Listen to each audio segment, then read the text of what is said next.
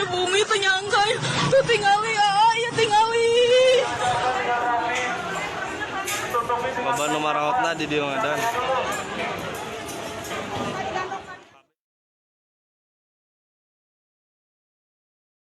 Sahabat Kompas.com, Indonesia tengah dirundung duka usai terjangan gempa bumi pada Senin 21 November 2022 pukul 13.21 waktu Indonesia Barat. Gempa bumi bermagnitudo 5,6 telah meluluhlantahkan Cianjur, Jawa Barat dan daerah sekitarnya. Hingga Selasa 22 November 2022, Badan Nasional Penanggulangan Bencana atau BPBD melaporkan sudah ada korban meninggal dunia sebanyak 268 orang. Selain itu ada pula korban luka yang mencapai 1.083 orang, korban hilang 151 orang, dan jumlah warga mengungsi mencapai 56.362 orang. Tak hanya itu, gempa yang menjangkau hingga 12 kecamatan di Cianjur itu tentunya juga menimbulkan kerugian material. Sejauh ini sudah ada 6.570 rumah rusak berat, 2.071 unit rumah rusak sedang, dan 12.641 rumah rusak ringan. Namun hingga saat ini kita masih terus memantau perkembangan terbaru dari jumlah korban dan kerugian akibat bencana ini.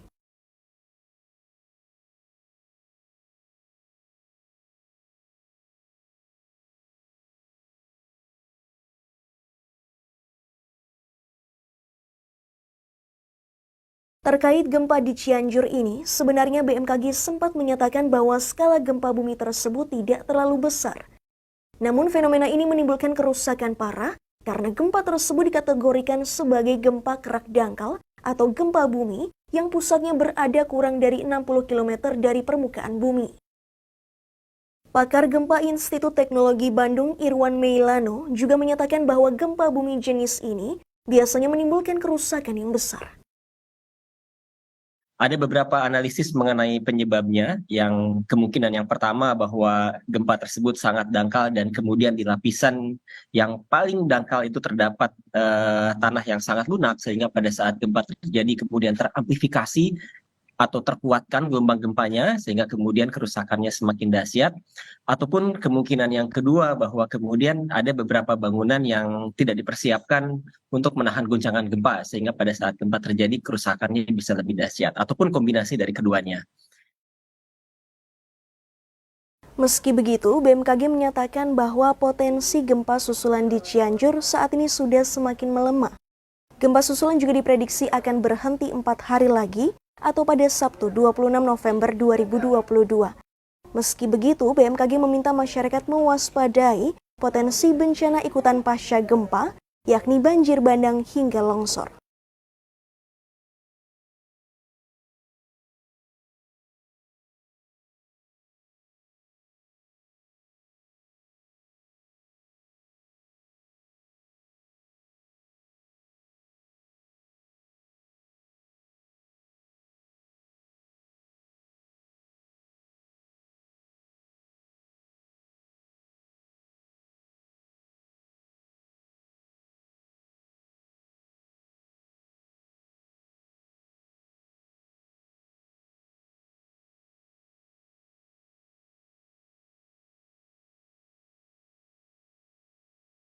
Merespons bencana gempa bumi ini, Presiden Jokowi langsung bertolak ke Cianjur, tepatnya ke Desa Cijedil, Kecamatan Cugenang pada Selasa 22 November 2022.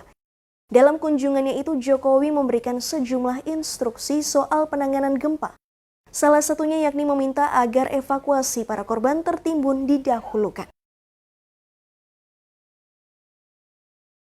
Ia juga berjanji bahwa pemerintah akan memberikan bantuan dana untuk perbaikan rumah-rumah warga yang rusak.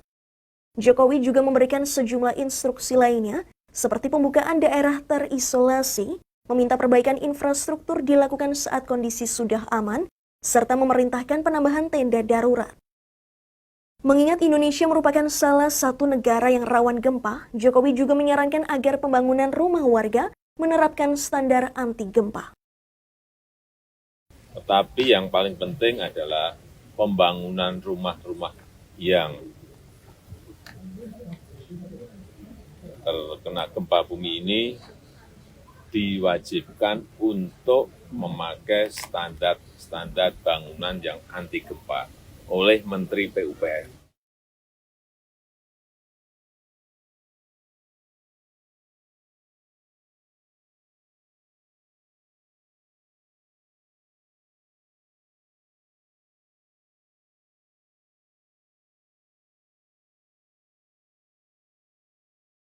Seperti yang disampaikan Presiden Jokowi, pembangunan kembali rumah-rumah warga yang terdampak gempa ini sebaiknya menerapkan standar anti gempa. Selain lokasi Indonesia yang rawan gempa, langkah ini merupakan antisipasi terjadinya gempa berulang karena gempa Cianjur termasuk gempa periodik 20 tahunan. Untuk membahas lebih lanjut terkait hal ini, kita akan membahasnya dengan Kepala BMKG Dwi Korita Karnawati. Halo, selamat siang Ibu Dwi Korita. Baik. Ibu Dwi Korita, kita ingin menanyakan bagaimana update terkini kondisi akibat gempa bumi di Cianjur, Jawa Barat. Apakah ada data terkini dari BMKG terkait jumlah korban maupun intensitas ancaman gempa susulan? Baik, tentang gempa-gempa susulan, ini data kami kumpulkan, jadi data terakhir pukul 15 waktu Indonesia Barat pada tanggal 23 November hari ini, tercatat 171 gempa susulan dengan magnitudo terbesar 4,2 dan terkecil 1,2. Dan sebagian besar gempa-gempa tersebut sudah tidak dirasakan. Trennya terlihat ini semakin melemah, semakin tidak dirasakan, sehingga kami menganalisis dari tren itu diperkirakan kurang lebih 4 hari lagi dari kemarin, insya Allah mulai stabil. Demikian, Mbak. Tentang apa tadi korban, ini mohon maaf kami tidak memiliki data, ada di BNPB. Demikian. Oke, baik. Kemarin Ibu Dwi Korita juga sempat menyebutkan bahwa memang gempa di Cianjur ini merupakan kejadian yang pernah terjadi 20 tahun silam dan disebut juga merupakan siklus tahunan yang mungkin saja bakal terulang kembali. Nah, apakah BMKG bisa memaparkan lebih rinci begitu terkait data gempa bumi yang memang pernah terjadi di Cianjur juga sebelumnya, Ibu Dwi Korita? Baik, Mbak. Jadi berdasarkan catatan sejarah gempa yang merusak di zona sistem sesar yang baru bergerak kemarin, pernah terjadi, yaitu pada tahun 2000, pada lokasi epicenter yang sangat berdekatan, dengan magnitudo 5,4, jadi sedikit lebih rendah. Dan berikutnya terulang lagi kemarin ya, 2022 ya, jadi kurang lebih kalau dari 2000 ke 2022 kan 22 tahun. Nah, namun sebelum tahun 2000, yaitu tahun 1982, sekitar 18 tahun sebelum tahun 2000, itu juga pernah terjadi gempa yang tercatat juga menimbulkan kerusakan, namun magnitudonya berkisar 5,1. Demikian. Jadi memang siklusnya kurang lebih 20 tahunan ya, tidak 20 tahun persis. Ada 18 tahun, kemudian 22 tahun. Nah, ini kan kurang lebih kan siklus 20 tahunan. Demikian. Pada epicenter yang sangat berdekatan, pada sistem patahan yang sama. Demikian. Baik, berarti pada tahun 1982 dan 2000 ya, begitu Ibu Dwi Korita ya? Betul. Baik. Kemarin juga sempat disebutkan ya, Ibu, bahwa memang salah satu penyebab gempa bumi di Cianjur ini adalah sesar Cimandiri. Nah, kalau kita berkaca dari kejadian ini, sebenarnya ada berapa sesar aktif yang memang patut diwaspadai oleh masyarakat?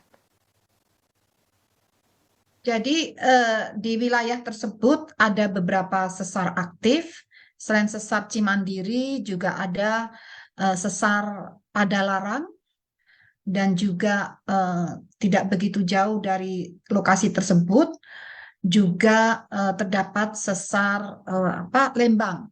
juga ada di sana. Nah, sesar tersebut juga terdiri dari, katakanlah sesar Cimandiri ini juga terdiri dari beberapa segmen-segmen. Jadi tidak utuh satu patahan, namun ada beberapa segmen.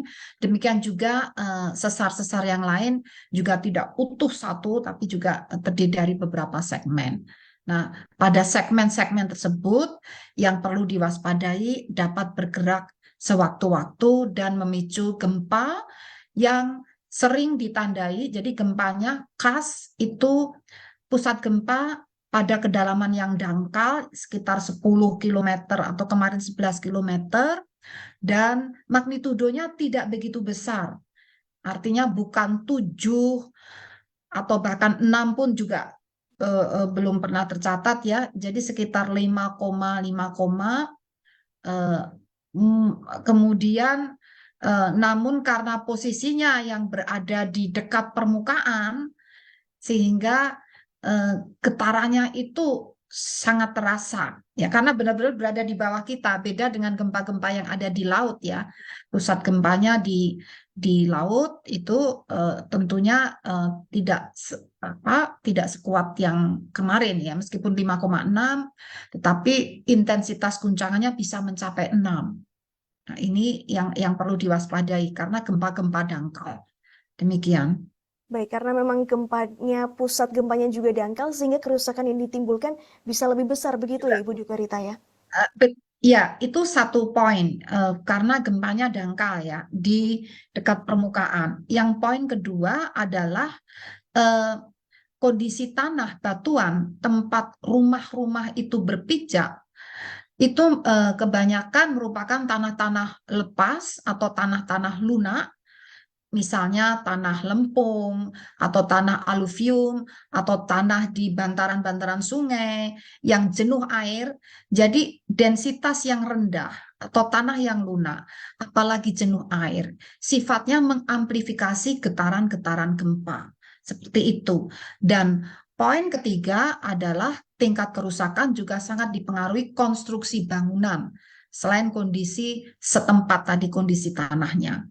Demikian. Baik, Ibu Dwi Korita, membicarakan soal patahan atau sesar ini sebenarnya memang ada kaitannya dengan siklus tahunankah, atau seperti apa, Ibu Dwi Korita? Maksudnya kejadian gempa di patahan tersebut? Iya, memang terjadi setiap tahun ada memang pergeseran sehingga memang memicu akhirnya terjadi gempa, atau seperti apa, memang ada pergerakan yang terus terjadi begitu ya, Ibu Dwi Korita? Jadi bahasa mudahnya, apabila patahan itu bergeser, artinya terjadilah pelepasan energi gempa yang dalam bentuk manifestasinya adalah getaran guncangan. Jadi setiap patahan berdasarkan geometrinya, kedalamannya, itu dapat diperhitungkan kekuatan gempa atau energi yang dilepaskan ketika patahan tersebut bergerak. Nah, untuk kembali bergerak itu membutuhkan energi lagi yang kurang lebih sama. Jadi kalau misal bahasa mudahnya, kemarin sudah bergerak gitu ya, kemudian terlepaslah energi sehingga menimbulkan magnitudo 5,6. Nah, untuk dapat bergerak kembali itu membutuhkan energi yang kurang lebih sama. Dan energi itu tidak bisa datang seketika, baru bergetar, baru lepas tanggal 21, lalu tanggal 1 Desember, lalu lepas lagi sebesar itu. Nah, itu tidak cukup energi yang diperlukan untuk melepaskan tadi. Sehingga diperlukan waktu kurang lebih yang gempa sebelumnya terdekat berapa tahun yang lalu. Katakan sebelumnya kan tahun 2000, berarti sekitar 22 tahun yang lalu. Nah, jadi periode ulang itu yang kami amati itu berdasarkan statistik kapan yang kejadian sebelumnya, dan kenapa seperti itu? Karena untuk terjadi berikutnya dibutuhkan tenaga energi yang kurang lebih sama dengan tenaga yang pernah dilepaskan, dan itu perlu waktu, dan waktunya ya kurang lebih seperti sama, begitu mudahnya seperti itu. Mohon maaf itu. Baik, kasih. Terakhir, Ibu Dikorita, ini masih terkait dengan siklus tahunan gempa begitu. Adakah potensi gempa bumi lainnya terjadi di wilayah Indonesia yang lain? Kalau kita berbicara potensi, di Indonesia ini kan tektonik lempengnya itu dikontrol oleh pergerakan beberapa lempeng-lempeng tektonik yang mengakibatkan tumbukan-tumbukan lempeng. Tumbukan lempeng itu saat ini masih berjalan, sehingga potensi kejadian gempa bumi itu masih ada selama lempeng itu masih terus bergerak menumbuk, saling bertumbukan atau serempetan begitu ya. Itu yang berada di laut. Yang berada di wilayah darat dikontrol oleh patahan-patahan aktif. Kurang lebih ada 295 patahan yang sudah tercatat oleh Pusat Studi Gempa Nasional. Nah, setiap patahan itu pun saat ini dalam kondisi diam, itu pun juga dipengaruhi oleh gaya-gaya tektonik, sehingga dalam diam itu terjadi akumulasi energi. Seperti halnya tumbukan sebelum terjadi gempa, itu terjadi tumbukan. Misalkan ada benda, ditumbuk benda yang lain. Sebelum benda itu pecah, itu terjadi deformasi atau perubahan bentuk dan terjadi akumulasi energi. Meskipun belum lepas, tapi ada potensi untuk lepas sewaktu-waktu. Baik yang akibat tumbukan di laut dan juga akibat patahan-patahan yang di darat, meskipun belum lepas sebagai gempa, tapi sewaktu-waktu berpotensi energi yang terakumulasi itu kekuatannya mampu melampaui kekuatan massa batuan yang menahan gerakannya. Jadi terakumulasi itu dalam arti massa batuan yang terkena energi tersebut bertahan melawan gerakan tadi. Jadi akibatnya seperti diam. Namun lambat laun akumulasi energi itu terus bertambah, kemampuan batuan untuk menahan agar tidak terjadi pelepasan energi itu terlampaui, sehingga terjadilah patah lagi ya dan gempa lagi. Jadi potensi itu tentunya masih ada, mengingat patahan-patahan di Indonesia ini jumlahnya ratusan, zona tumbukan lempeng ini segmen-segmennya juga jumlahnya puluhan. Demikian, Mbak. Baik, ini memang harus menjadi catatan penting ya Ibu Dikorita, bahwa memang potensi ini selalu ada, terjadi patahan atau terjadi sesar atau terjadi gempa, sehingga memang masyarakat harus waspada begitu dengan adanya potensi-potensi dan bersiap.